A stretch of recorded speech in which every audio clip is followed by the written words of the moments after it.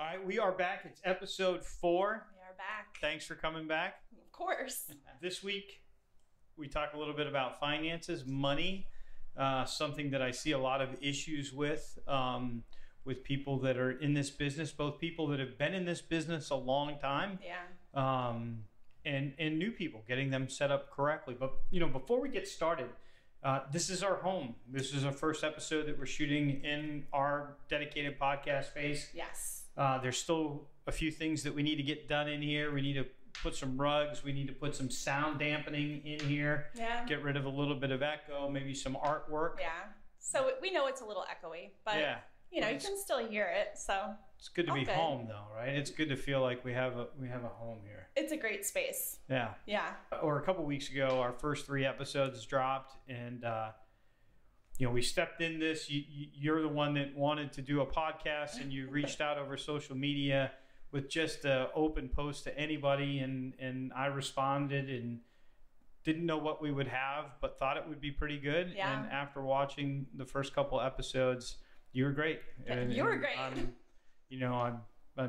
honored that you chose me to do this. I'm grateful too. So that goes both ways. We're certainly surrounded by a lot of great people today on the other side of the camera, especially, and can't do it without them, so thanks. Yes, thank you. So let's get in. Let's talk about money.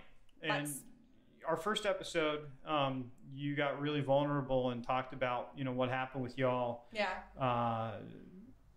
during we'll call it a crash in 2008, and how that changed your life. Yeah. It changed mine as well.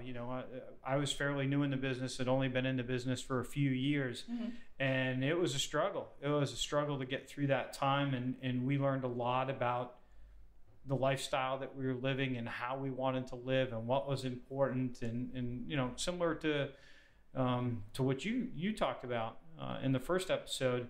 And as now my role in real estate has changed and I'm not out actively listing and selling personally property, I'm working with agents, and they're in different phases of their career, and many of them, most of them, all of them maybe on my team have not been through a recession yet. Yeah. So I'm doing my best to kind of help them start off right. Yeah. And build something that's more than just being responsive to the real estate market, right? The ups and downs of the real estate market. And I've seen that so many times. I'm sure you have too. Agents that are living cycles based on, the business that they're doing, where they're rich because they have a couple closings, and then they're poor because they've been focusing on those 3 closings and they haven't been drumming up any more business. And they're rich and they're poor and they're rich and they're poor. And then, a wide swath of them are all poor around April 15th when it's tax time because they didn't set adequate taxes aside. Yeah. Have you experienced that? Do you know agents that have a problem with that? Well, I don't personally know agents that have a problem with that, but what you're referring to is feast or famine. And real estate does not have to be feast or famine if you're working it the way it should be worked. But I know about taxes, and I know that you have shared with me that you help your new agents set up properly. You help them go to the Secretary of State. And these are things that I just feel are not out there like they should be to help people get themselves properly established. 100%. So when you go to real estate school, and I think it's 2 weeks now, and then there's like a week afterwards. Yeah. Like at no point do they train you how to set yourself up. Like they teach you how to get a license. They teach you real estate law, but they don't tell you how to operate as a business. Right. Once you do get your license and you're kind of released to the public. So I'm a true believer in helping people get started the right way. Yeah. And so when I hire a newly minted agent, I make them commit to me that they'll work together with me, and I'll help them go to the Secretary of State website and register an LLC, and we're going to get their EIN number from the IRS. And once they get that, then we're going to go to the bank, and we're going to set up a dedicated account, that their commission dollars are going to be deposited into. And that's a requirement for being hired here, that they agree to those things. because their first check is not going to be deposited in their personal account. No. You're setting yourself up for failure. Yeah. If that's how you operate. Yeah. It's going to get messy. Yeah. Yeah. So lesson 1 is you start with an LLC. Yeah. Getting a registered business name through the Secretary of State, I think costs $50, Something or maybe like it's that. $100. Something like that. And anybody can do it. I can go to their website on my phone right now and register. And you're set up with an LLC? Yes. Were you set up with an LLC from the beginning? No. No? No, I heavily leaned on my CPA to guide me once I, started to actually generate a reasonable income in the industry. Yeah. But now you're set up with an LLC? Yes. Yep. And how do you, if you're willing to share, how do you structure your money? Like, everything goes in there, and what do you pay out of there, and how do you pay yourself? Well, how do you do it? Sure. So we have multiple businesses, and we actually learned the hard way, about owing the IRS, because when you're self-employed, I don't know about you, but like we don't file until I think it's the September or October of the following year. So, you've got a whole year behind you, and then you're already into the following year. And we were improperly structured for 2 years.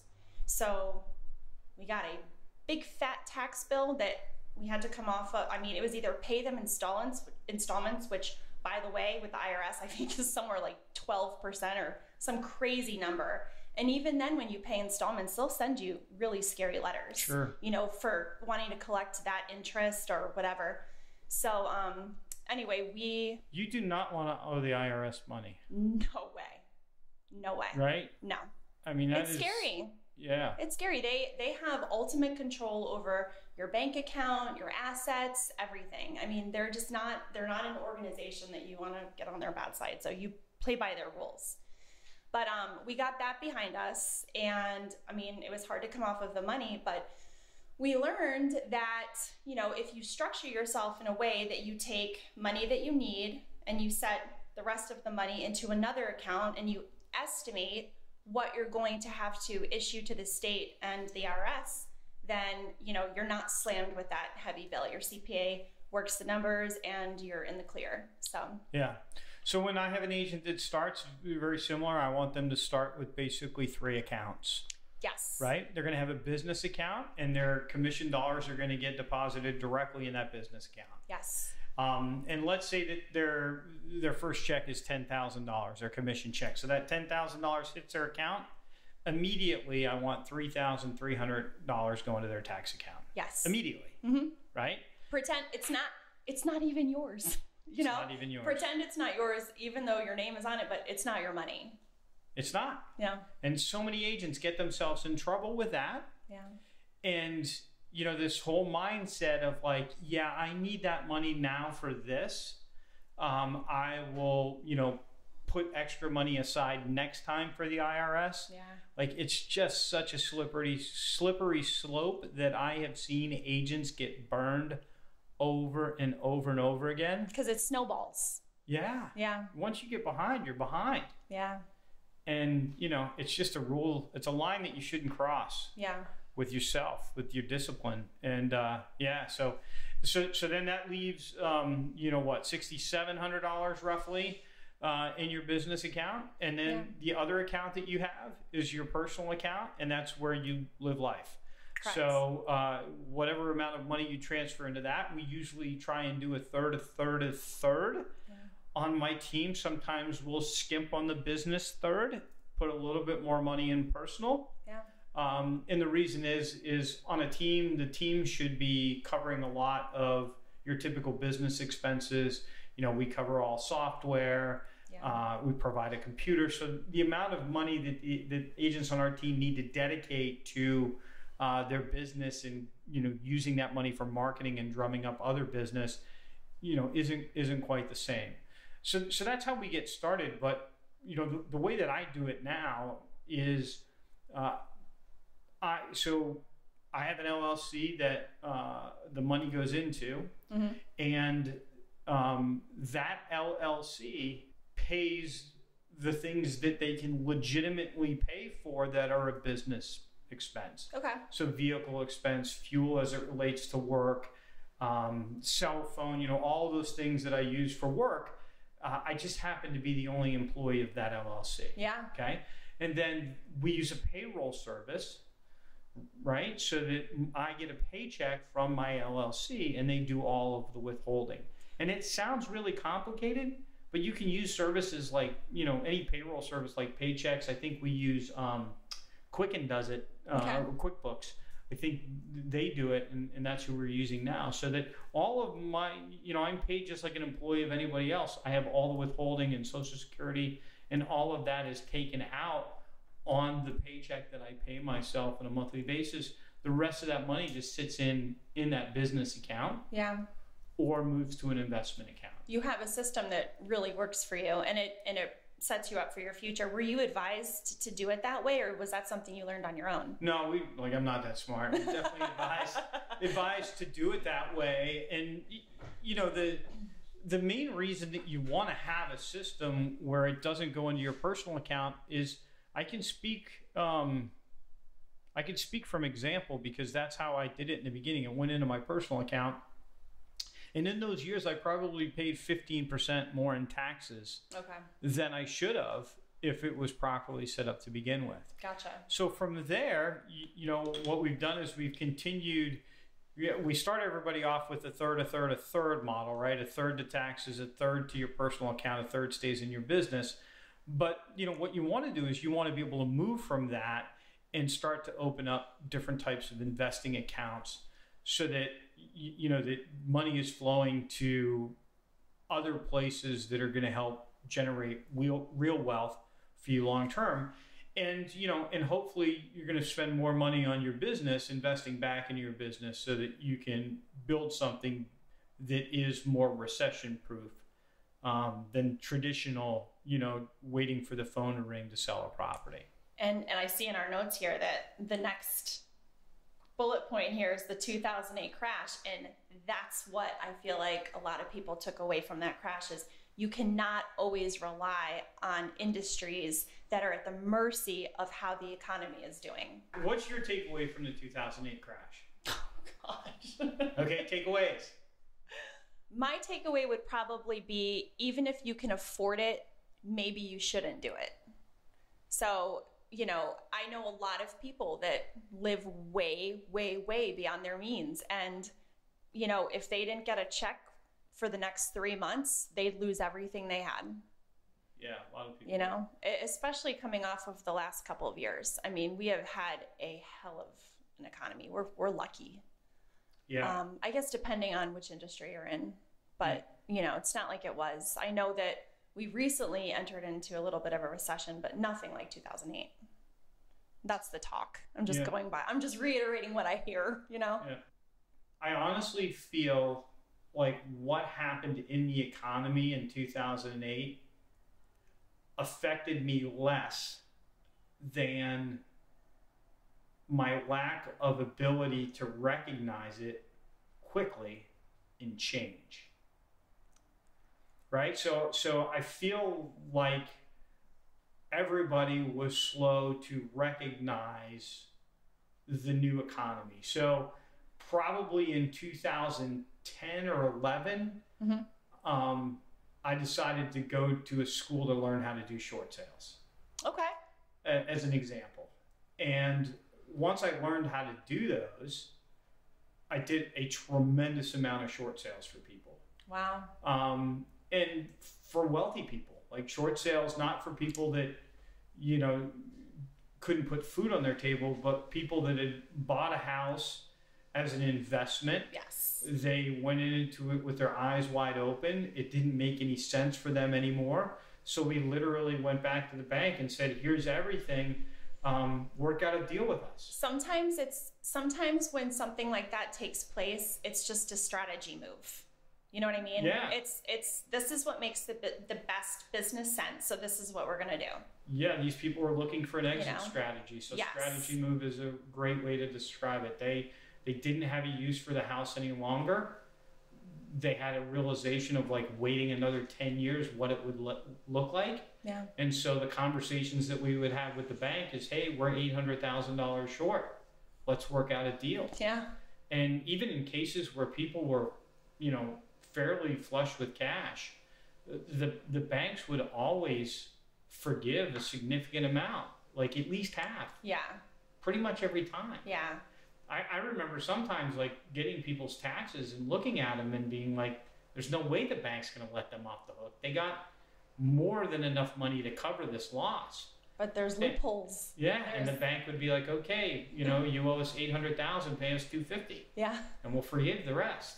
Yeah. And you're like, really? Yeah. And so those people were really, you know, grateful. And I just wonder that if I would have reacted to the circumstances sooner, if those first couple years of pain and difficulty, if I would have mitigated them. Interesting. Yeah.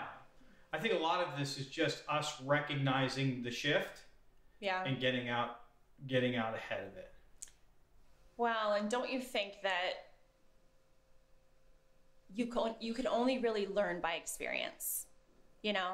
So that's not something that could have been told to you and you didn't experience it and then learn it. I feel like that's what you took away from it because you really gave it a lot of thought and you experienced it sort of firsthand. Yeah, I think, you know, looking for the silver lining in the situation.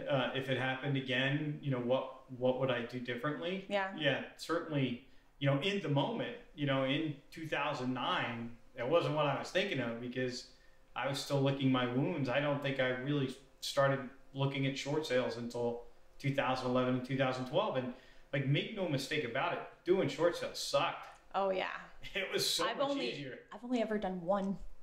Yeah. I bet you I did hundreds. Really? Hundreds of them. Hundreds of them. So that's they're scary. a lot of work. Yeah. But I learned a lot. Yeah. And I helped a lot of people. I really sincerely, I know that I helped a lot of people. You relieved, I'm sure, tons of stress. That's a huge weight to burden, you know? Yeah. So. Yeah. So that's my big takeaway on the 2008 crash. Did we realign our financial lives based on that experience? 100%. Yeah. But my real takeaway was, you know, how I would react to it. You know, I would react to it now differently than I did back then. Okay. You know, agents that are getting into this business and agents that have been in this business for a long time, do you think most of them really run their operation as a business? No. Why not? Because unless you're disciplined enough and you really do understand business, well, I hate to use this word again, but business strategy, you know, tracking where your money works for you. You know, I don't think a lot of people do that. I think they bank on what they think is their sphere of influence, what they think is their network, and they don't really sit down and look at where their money is working for them and where it's not. Some of the most prolific agents that I've met in my career are personality types that they're really great communicators. They're really gifted at connecting with people and understanding people, but they're not necessarily super good at organization. Right. Right? Yeah. And so, you know, unless they team up or partner up with somebody that is, that tends to be the missing piece. I can't tell you how many real estate agents I met that have big businesses that don't have a CRM. Yeah. That, you know, you say, you know, show me your database of clients, and they open the contacts on their iPhone. Yeah. Right? Yep. And it's just, they're not running it like a real business. So somebody that wanted to run, like if somebody was listening to this and they feel like we're describing them, what advice would you give them? I think that tracking how and where you spend your money and deciding, you know, where it's working and where it's not, like I said, is a big part of it. I mean, if you're spending $2,000 a month on one of the local publications, I'm not going to say which one, but if you're spending $2,000 a month on an ad and you haven't gotten a single phone call from that ad, it's probably not working. Yeah. And I personally believe, and I love our local publications here on the island. I think our magazines are fabulous. I think they're really well done. I think they're very pretty, and a lot of them have a very lasting presence in like doctors' offices and dentist offices and stuff.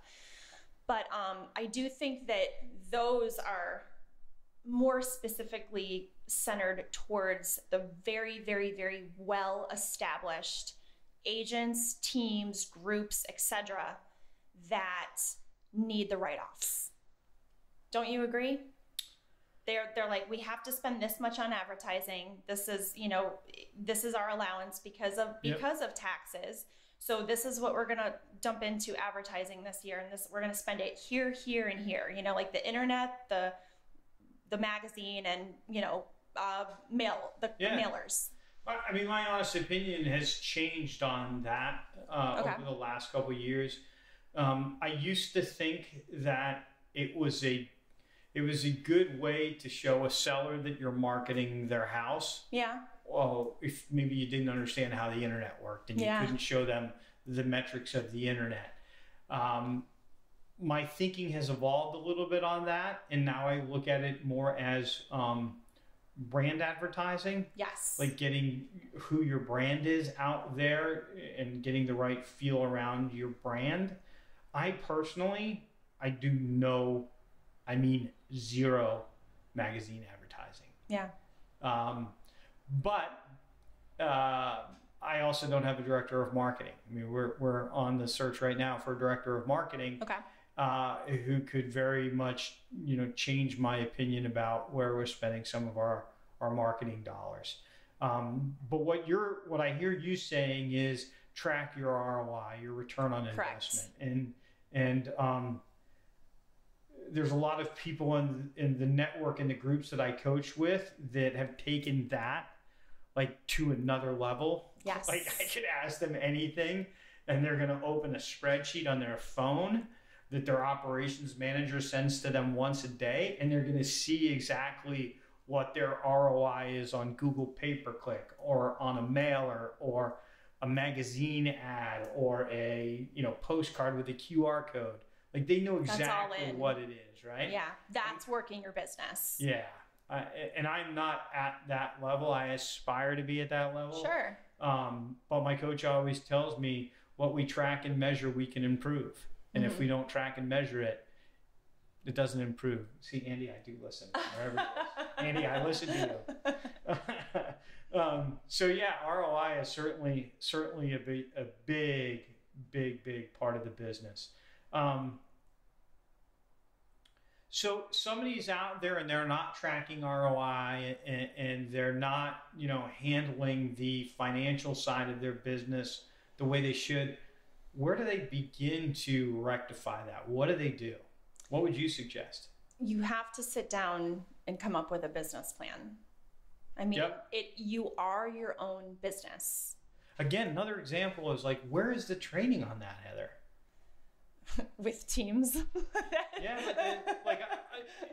as you say that, I'm not trying to be smart, but as you say that, I'm thinking like when you go to real estate school, they don't teach that. No. I don't think I've heard any classes at the Association of Realtors. And Gene, if you guys do and I missed it, my bad. Yeah. I know at MLS there's no type of training like that. Like I guess at like a Keller Williams, they might offer training classes on that, but I really, it's not prolific. Yeah, and some people are very business savvy, and some people aren't, but they're just really good at going out there and and selling. Yeah. So again, I mean, why not be under someone who is organized, who delegates all of those facets? Is that the right word? Facets? Yeah. To to, like you said, you're looking for a director of marketing. You've got people in place for all these various subject matters that involve, creating business for the people that work with you. It sounds like a business. It sounds like a business opportunity to me to build a company that would provide those services to a single agent that doesn't want to be on the team. Yes. Like you're an agent and you're in your 60s and you've been doing this a long time, and your database is in your phone and you don't really have a marketing source. Like a company that you could go to that could help you. You know, coaches help with that. Like the coaches that we use, they help with that, but they don't provide necessarily the resources to get the things done. It seems like there might be a little business opportunity there. Want to start a business? Definitely not. I don't know. My wife would kill me. It's like, hey, hon, I have this another business idea that we want to. No, but in all honesty, if you know what your strengths are and what your challenges are, you really should look to someone who you can, look at as a mentor and trust that if they're running a successful operation, you should want to be a part of that until you're on your own 2 feet. I mean, teams have a lot more marketing money. They're putting a lot more into that fund for you and for the people that, you work with. So sure, you don't have that money yet. Yeah. Why do you think there's so many people in this business that kind of subscribe to the fake it till you make it thing? Gosh.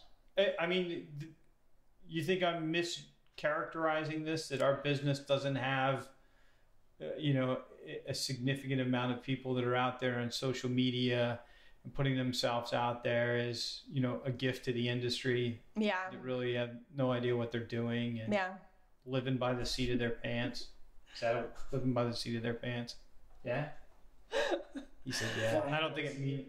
What's it? Flying by the seat of their pants. Right? Yeah. I don't really know. I mean, I just think, again, we're a society that bases success on materials and vacations and, look at me, look at how, look at this luxurious life I'm living because I sold one $899,000 house, Then what is money? Like to you, what is money? What's important about money? I mean, it's important, right? We all agree. Yeah. Right. Okay, we're all in agreement that you need money. To what extent is it important? I mean, just from my standpoint, I think money equals security. It shouldn't be flashy. It shouldn't be, I think it's just you just have to sort of tread lightly when it comes to, your earnings. And that's hard. I'll keep going if you want me to. Yeah, no, sure. I'm sorry. No, it's fine. It's hard when you are trying to put yourself out there and represent yourself in a way that you think by doing this, you're going to get more business, So am I hearing you say that a lot of people believe that if they put themselves out there as successful, more people will want to work with them? Is that what you're saying? Yes. And there's some truth to that, right? A little bit. Can we dig into the vulnerability a little bit? Yeah. Something that you just said? Yeah. So, you talked about money kind of having a respect for it and that it's something that brings you security. Yeah. I've often felt that myself. And the question that I would ask you is that the ultimate end game in terms of money? Meaning, is stage one of financial freedom to feel secure, but stage 2 and stage 3 is something totally different, where it's not something that you're trying to protect and manage? I'm not sure I totally understand the question, but I know for us, I love to work. And I love that we love what we do. And I'm very lucky that we get paid for it. I want my children to want to work. But at the same time, I want them set up with the security of, what we earned. And that's why we're trying to be very smart with where we put money, because, I think for most people, I know that there are exceptions to every rule, but a lot of people want to leave their children something. Yes. So that it's a balancing act. you don't want your kids to have the attitude, well, I'll be fine. My parents are going to leave this, this, and this to me. Yep. And think that they're just going to like live a life of comfort and, you know, luxury because they know that that's there for them if, you know, if and when they need it. But you want them to have that work ethic. Yeah. You know? Yeah, I would say for me, it's been the last 5 years that I don't work for money anymore. Yeah. And honestly, I would say that I really don't work anymore. No, this is like what I do. This is who I am. And it's less about working for a financial reward. Mm-hmm. And it's more about living the life that I want to live. That, you know, I don't know that the right word for it is work. I mean, I know that's the way society describes it, but it's not the way that I feel about it. Well, you're lucky. You don't resent having to go out there and fill your day with doing what you love. Or I guess that doesn't make much sense. If you're waking up every day and you're dreading having to do what you do to make money and survive, then it's time to reevaluate. 100%. You know? So 100%. So Sherry's coach Emily says, if you skip to work, you'll never work a day in your life. Yes. Right? And how much of it is about what you're doing and how much of it is about the mindset that you have that surrounds, you know, what you do. So if you kind of take that power out of the money, it just becomes a tool. And that's the way I feel about it. It's like a tool. Yeah. It's a thing that to a certain level provides financial freedom or financial security first. Like you have enough money put aside that, you know, no matter what happens, you're okay. Yeah. Like that's level one. The next level, I think, takes you into like the freedom to do things that you want to do and say, you know, yeah, I'm at this level and I'm at this level and I've got this funded and this is taken care of. And you know what, I want to do this. And this is, you know, this is maybe, you know, a little bit frivolous with some of this money, but I mean, you got to live a little. yeah, but and not feeling guilty about it though. Right. Like there's this line that you cross over, which, man, you said that perfectly. Like that's you kind of brought it together for me.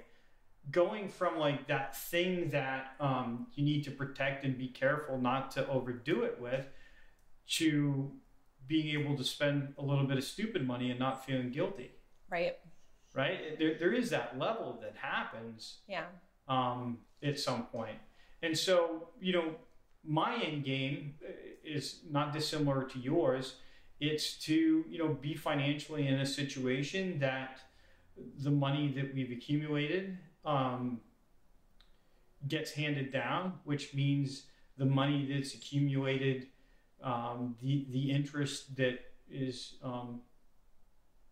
the interest that comes off of that money becomes the money that we use to live on in retirement. Yeah. But we're actually not touching the money itself. So that's kind of objective one, because then no matter what happens health-wise or anything like that, yes, we're all set, and that thing that I wanted to do for our daughter is all set.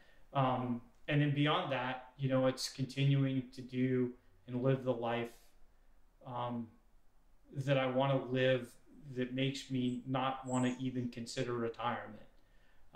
You know, I believe that you not only do you amass hopefully a lot of money throughout your life and you build this thing, but I think what's more important is you amass a lot of knowledge. And our society has been built that, you know, as people tend to get older, you know, they take all of that knowledge and they take it and they apply it to the golf course, or, you know, our society moves on from the older folks. And I mean, they're the ones with all the knowledge and experience. And we haven't built a work structure that supports that person. Maybe they can't work 40 or 50 hours a week, but maybe they can work 15. Yeah. Maybe they can work 10. And for whatever reason, we haven't done a good job, in my opinion, of recognizing that and supporting that, that giving back in the last chapter. That's my end game. Yeah, it's special. I don't know. It's my end game. Guys, if you have any questions or we didn't cover any material that you're particularly interested in hearing about, please let us know. Put in the comments below and, we can revisit this segment. I mean, money, you could talk about money for days. Yeah, it's definitely, when we bring new agents on in the business, it's definitely a big part of getting comfortable in this business is understanding the money portion of it. And, like we talked a lot about today, there's lots of different opinions. There's no right way to do this. Yeah. And there just really isn't a lot of support built into our industry to help agents get this part right. Yeah. So that's a wrap. That's a wrap. Another good episode, I hope. I hope y'all liked it. Next episode, we have Alan Perry stops in. Yes. Running to be mayor of Hilton Head Island. Yeah. Episode you don't want to miss. And if there's a topic that you'd like us to talk about, that you'd be interested in hearing, I know you don't want my take, interested in hearing Heather's take on it, then just drop it in the comments below, and we'll take it up in one of these future episodes. Yeah. All right, so thanks a lot. Thanks for joining, guys. See ya.